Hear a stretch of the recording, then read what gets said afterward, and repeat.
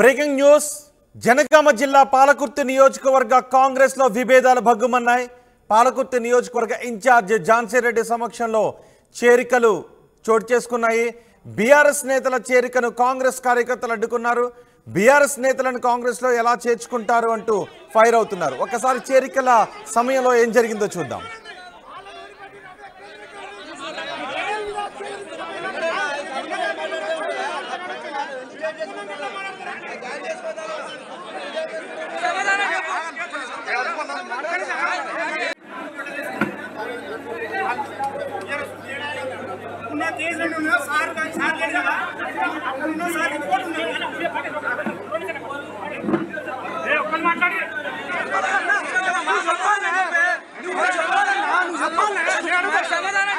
పాలకుర్తిలో కాంగ్రెస్ లోకి బీఆర్ఎస్ నేతల చేరికను కాంగ్రెస్ కార్యకర్తలు అడ్డుకుంటున్నారు.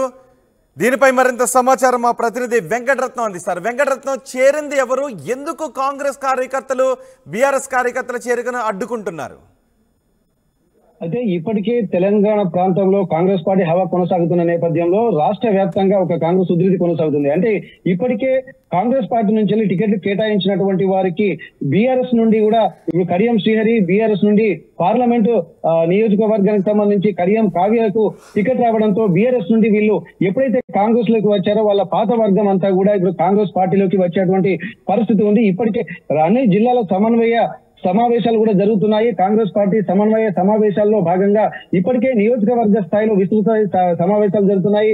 కాంగ్రెస్ పార్టీ గెలవాలంటే ఖచ్చితంగా బీఆర్ఎస్ పార్టీని ఇంకా మిగిలిన సపోర్ట్ తీసుకోవాల్సినటువంటి పరిస్థితి ఉంది. బీఆర్ఎస్ వాళ్ళు నిన్ననే అభ్యర్థిని ప్రకటించిన తర్వాత వీళ్ళు తమ పోరాటంలో తమ ప్రచారంలో ముందుకు పోతున్నలో భాగంగా సమావేశాలు కూడా నిర్వహిస్తున్నారు నియోజకవర్గంలో. నియోజకవర్గ సమావేశాల్లో భాగంగానే వివిధ పార్టీల నుండి అంటే కొంతమంది ఎక్కువగా బీఆర్ఎస్ పార్టీ కొద్దిగా వెనుకబడినటువంటి నేపథ్యంలో పాత పరిచయాలు ఉన్నటువంటి వాళ్ళందరూ బీఆర్ఎస్ నుండి కాంగ్రెస్ పార్టీలోకి చేరుతున్నటువంటి పరిస్థితి ఉంది. అయితే ఇప్పటికే స్టేషన్ గన్పూర్ లో కూడా కొంత ఉద్రిక్త వాతావరణం నెలకొంది. ఆ ఉద్రిక్త వాతావరణం మర్చిపోక ముందుకే ఇప్పుడు పాలకుర్తి నియోజకవర్గంలో కూడా నియోజకవర్గ స్థాయి సమీక్ష సమావేశంలో కూడా కాంగ్రెస్ పార్టీలోకి బీఆర్ఎస్ పార్టీ నుండి చేరికలు మొదలవడంతో ఇప్పటికే కాంగ్రెస్ కార్యకర్తలకు గుర్తింపు లేకుండా పోతుంది.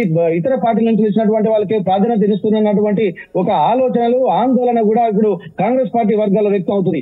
ఈ నేపథ్యంలో మేము మొదటి నుండి కష్టపడినటువంటి కార్యకర్తలకు ప్రాధాన్యత తగ్గుతుందంటున్నారు. దీనిలో భాగంగానే ముఖ్యంగా ఇక్కడ కాంగ్రెస్ మండల అధ్యక్షులు పెద్ది కృష్ణమూర్తి గౌడ్ ఇదివరకు అధ్యక్షుడిగా ఉండేది.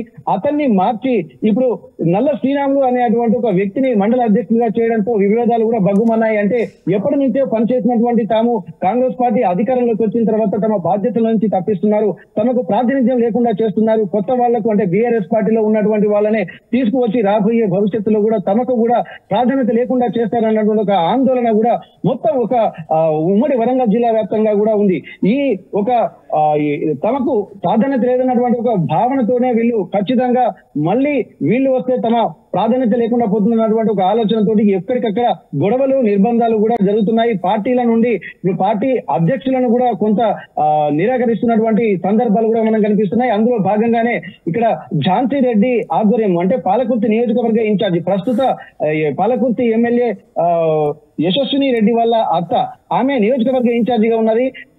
పాలకుర్తితో పాటు ఇప్పుడు చుట్టుపక్కల నియోజకవర్గాలను కూడా వరంగల్ పార్లమెంటు పరిధిలో ఉన్నటువంటి 7 నియోజకవర్గాలని కూడా ఒక సమన్వయం చేసేటువంటి బాధ్యత వీళ్ళందరూ తీసుకున్నారు. అటువంటిప్పుడు ఖచ్చితంగా గెలుపు సాధ్యం కావాలంటే ఇప్పుడున్నటువంటి కాంగ్రెస్ పార్టీ కార్యకర్తలతో పాటు బీఆర్ఎస్ పార్టీలో ఉన్నటువంటి వలసలను కూడా ప్రోత్సహిస్తే తమకు బలం పెరుగుతుందన్నటువంటి ఆలోచన కూడా వీళ్ళు చేస్తున్నారు. ఈ క్రమంలో తెలంగాణలో రాష్ట్ర నాయకత్వం వలసలను ప్రోత్సహిస్తోంది. బీఆర్ఎస్ నుంచి కాంగ్రెస్ పార్టీలోకి వచ్చే వాళ్ళందరినీ కూడా చేర్చుకోమని చెప్తోంది. కానీ పాలకుర్తి నియోజకవర్గంలో అందుకు భిన్నంగా ఎందుకు కాంగ్రెస్ నాయకులు అలా ప్రవర్తిస్తున్నారు?